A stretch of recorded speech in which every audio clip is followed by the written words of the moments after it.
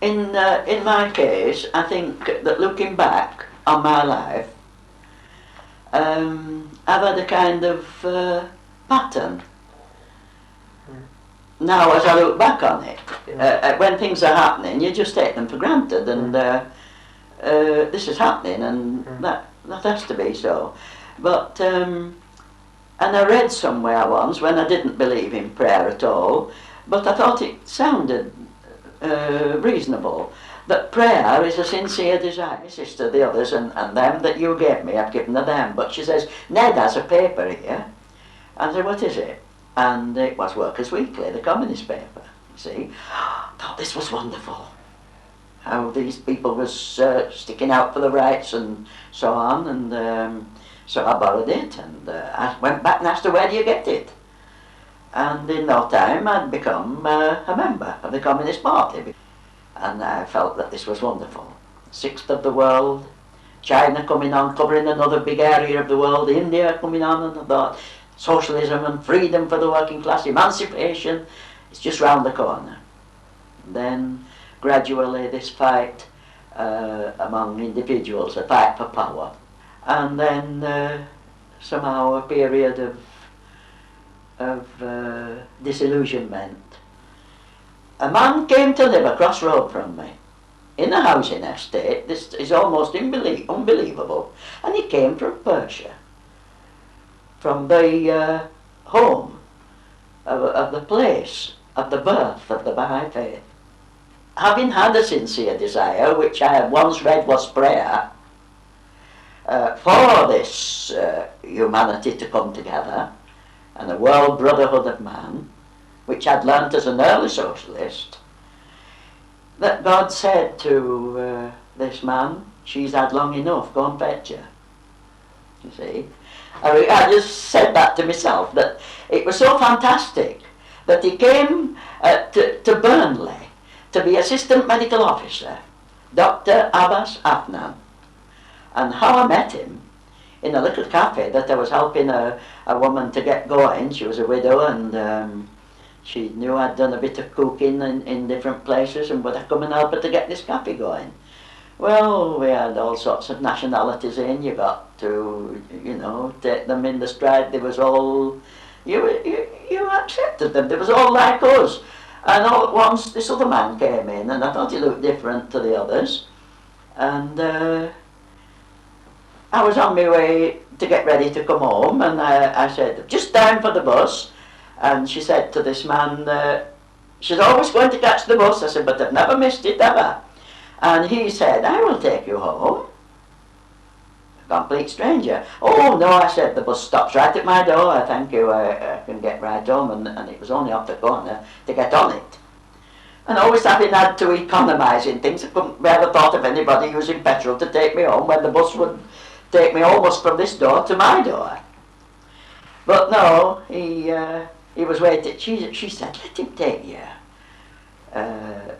In a kind of a pleading way, that not to offend him, you see. Well, I said, Connie, you know I have nothing against men. I've been brought up with men in politics, and that doesn't bother me.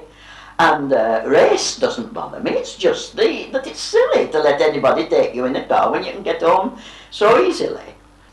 And I just gave another glance at him and thought, you know, he looked to have a good strong face. But I got ready and dashed out, but now he was in the doorway and almost bowed, and I will see you home. And on the way home I looked at him and thought what a good strong face he had. And I said, Persian, eh? A very backward country. I said, I'm not speaking in any derogatory way, it's just what I've read, the extreme wealth and poverty, you see. So I said, he stopped the car and asked, would you like to come to my home and talk about this? And I just suddenly thought, you think that you have an open mind and that you've no prejudice. And all at once I looked at him and thought, I wonder what they do. Rope tricks and all sorts come in my mind, and I thought an intelligent mind, which I thought I had, and years of experience, and saying you have no race prejudice, I found myself wondering, what did he do? And, well, he said, we have discussions, and they would be so happy to hear that story that you've told me, and even your visit to Russia. And I said, so you just have discussions then? Yes. I felt like someone coming up for the third time from drowning. All at once, my whole life I'd been doing nothing. Everything I was disillusioned with, and all at once I'm offered discussions. Discussions. And I went. And I found it was religious, and I thought, my goodness, I might have known it was something like this. And I thought, well, I don't need to come again anyway. They seemed nice people, and they were serving the refreshments after I'd given my talk, and everybody was discussing it.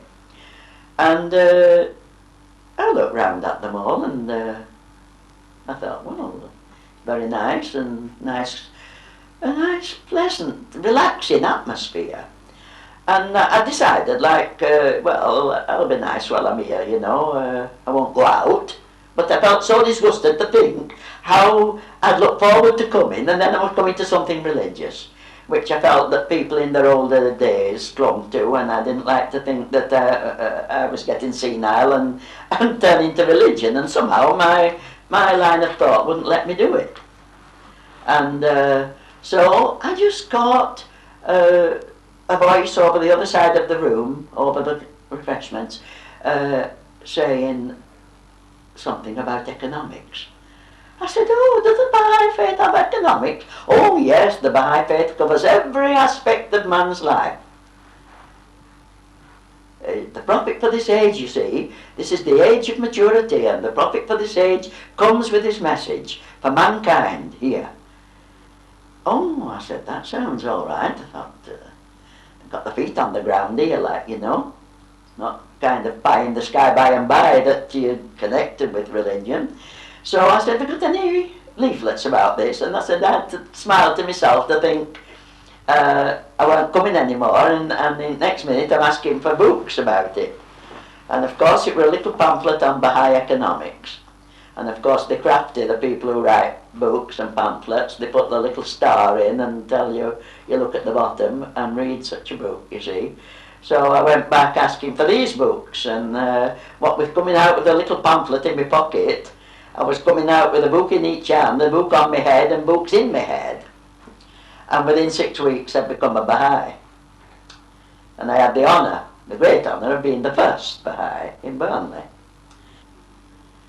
So I'm grateful and waking up a happier person every day that that God sent Abbas for me and said she's had long enough. Bring her.